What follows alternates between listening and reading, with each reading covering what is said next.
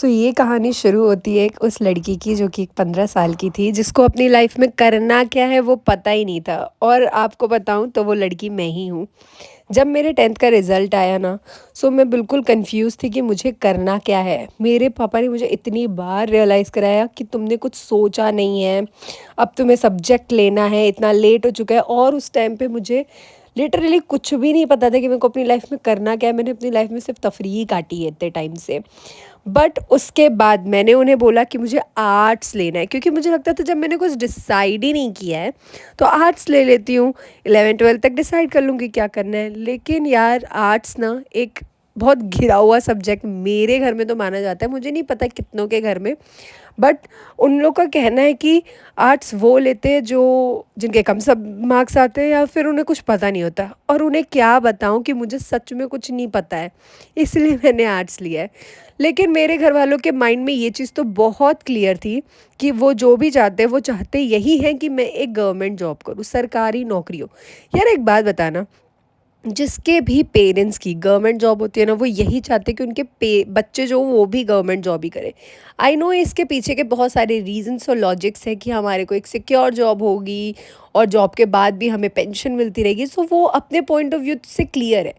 लेकिन आपको बताऊं, जब मैं 11th में आई ना और मैं इंस्टाग्राम पे ऐड हुई, तब मैंने वहाँ पे देखा कि कैबिन क्रू, मेरे को खुद भी पहले एयर होस्टेस के बारे में इतना कुछ नहीं पता था।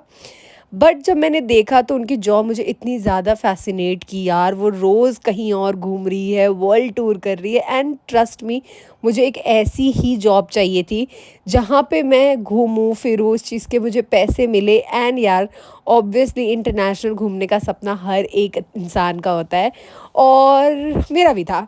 बस जब मैंने अपने घर पे बताया कि मुझे कैबिन क्रू बनना है, तो उनको पहले तो लगा कि अभी तक तो इसे कुछ नहीं करना था, अब इसके दिमाग में आया, मतलब वो वाला उनको लग रहा था कि जो इसने देखा अब इसको वही बनना है। बट मैंने कैबिन क्रू के बारे में ना सब कुछ जानकारी निकाल ली। मतलब जब मैं 12th में थी, मैं पूरे टाइम यूट्यूब पे बस देखती रहती थी, लोगों की वीडियोस देखती थी कि कैबिन क्रू कैसे बनना है, मुझे क्या क्या क्वालिफ़िकेशंस चाहिए कैबिन क्रू बनने के लिए, ताकि जब मैं 12th के बाद कैबिन क्रू के लिए पूरी तरीके से रेडी हूँ इंटरव्यू देने के लिए, तो मेरे को खुद भी पता होगा, तभी तो मैं वो चीज़ अपने पेरेंट्स को बताऊँगी। क्योंकि यार उनकी हाँ मेरे लिए बहुत इम्पोर्टेंट थी।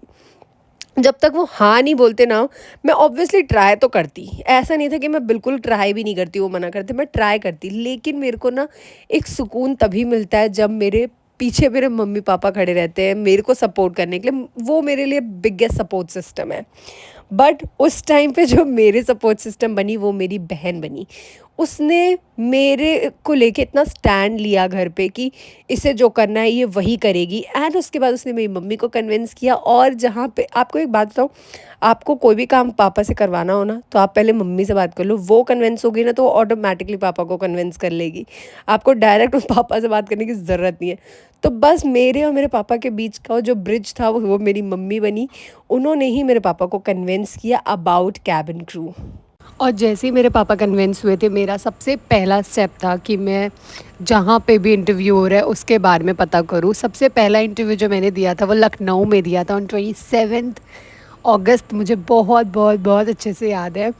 एंड उस दिन मैंने इंटरव्यू दिया था और मैं काफ़ी ज़्यादा टेंस थी, बट उसमें मैं रिजेक्ट हो गई थी। एंड फाइनली उसके बाद मैं घर गई थी। घर जाने के बाद, मतलब मेरा घर बेसिकली पटना में है, तो मैं पटना गई थी एंड पटना में भी इंटरव्यू दिया था। एंड वहाँ पे भी मैं रिजेक्ट हो गई थी।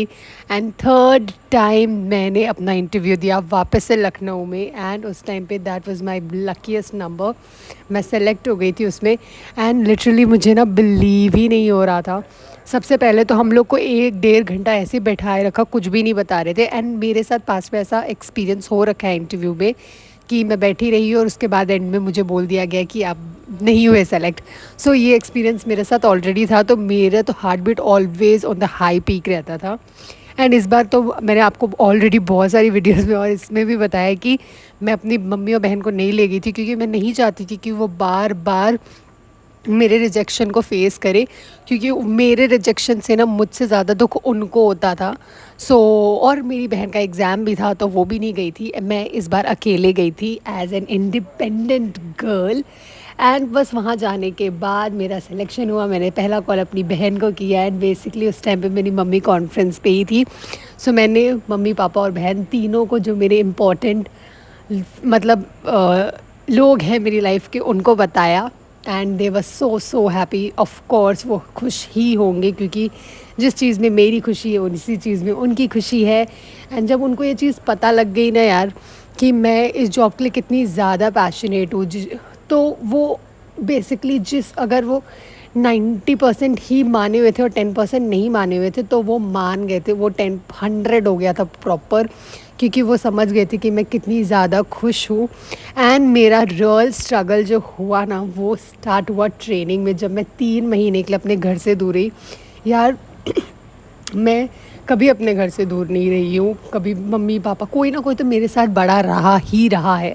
बट इस बार मैं प्रॉपर अकेले 3 महीने थी। मैंने सबसे पहले तो 15 दिन का मेरे को एकोमोडेशन मिला, वो बहुत ही अच्छा था। उस टाइम पे मुझे बहुत मज़े आ रहे थे, मस्त अपना ट्रेनिंग में जा रही थी, आ रही थी, खा रही थी, एकोमोडेशन में ही रह रही थी, कोई भी इशू नहीं था। बट रियल जो मुझे अलग रहने का मतलब समझ आया वो तब आया जब मैंने पीजी में शिफ्ट किया। बेसिकली मेरा 15-20 दिन तो पीजी में बहुत अच्छा गया, मेरे को अच्छा पीजी मिल रहा ऐसा मुझे लग रहा था। बट वो पीजी अच्छा नहीं था। यार देखो, मैं एक ऐसी लड़की नहीं हूँ जो बहुत ज़्यादा चिक चिक करूँ कि सफाई नहीं है, ये नहीं है, वो नहीं। मैं अपना काम खुद कर लेती हूँ। एंड मैं वहाँ पढ़ने गई थी, मैं वहाँ कैबिन क्रू बनने गई थी। मेरा बस वही गोल था, मैं उसी पे ध्यान दे रही थी। एंड मैक्सिमम टाइम तो मैं अपने ट्रेनिंग इंस्टीट्यूट में होती थी, बहुत बस सोने खाने पीने ही आती थी बस यहाँ पे, तो मैं इतना ज़्यादा ध्यान नहीं देती थी। बट मेरा जो पीजी वाला था उसका अलग ही रवैया हो गया था, वो बहुत अलग ही उसका बिहेवियर हो गया था। और मेरे को ना एक अलग सी सेंस हो जाती है कि यहाँ पे कुछ चीज़ सही नहीं है, तो मैं बस उस जगह को खाली कर देती हूँ। जब मेरी गट्स फीलिंग कहती है ना कि बस ये नहीं है सही, तो फिर मैं उसके आगे किसी की भी नहीं सुनती हूँ। मैंने पता है 1 दिन के अंदर अंदर पीजी खाली किया और मैं शिफ्ट हो गई फ्लैट्स में।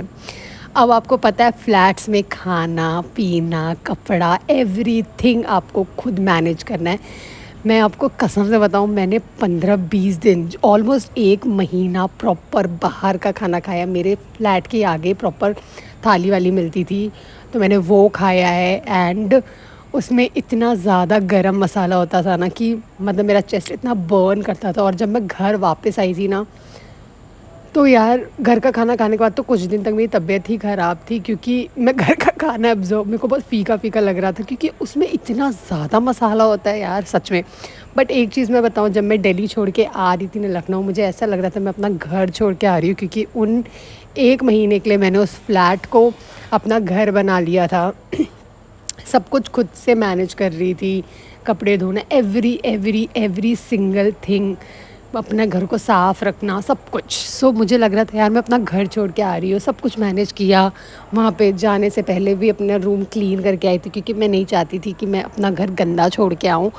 एंड बस फिर जब मैं लखनऊ आई, कुछ दिन तक मन नहीं लग रहा था, ऐसे लग रहा था मेरी प्राइवेसी छीन चुकी है। बट कहीं कहीं चीज़ों में ना मैं बहुत ज़्यादा लकी अपने आप को फ़ील करती हूँ, टचवुड, कि फ्लाइंग के साथ साथ अगर आप अपनी फैमिली के साथ रह रहे हो, it's always a blessing.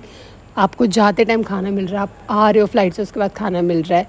And most important thing, आपकी तबीयत सही नहीं है तो there is someone to look after. आपकी मम्मी है, आपके घर में और भी बहुत सारे मेम्बर्स हैं, बस वो एक बार पूछ भी लेते हैं ना तुम ठीक हो, तो बस बहुत होता है। और जब आप दूर रहते हो ना, तो आपको उनको बताने का भी मन नहीं करता है कि आपकी तबीयत ख़राब है, क्योंकि आपको पता है कि अगर मैंने उन्हें बता दिया तो कुछ हो तो पाएगा नहीं, बट उनको वो अलग से टेंशन हो जाएगी, तो नहीं आप शेयर कर पाते हो। बट अब पास में हो तो वो आपका इतना ध्यान रखती है छोटी छोटी चीज़ों पे। आप सुबह जा रहे हो, आप इमेजिन भी नहीं कर सकते, आप 4 बजे आप निकल रहे हो तो वो 3 ही बजे आप उठ के आपका खाना वाना बना के रेडी रखती हैं।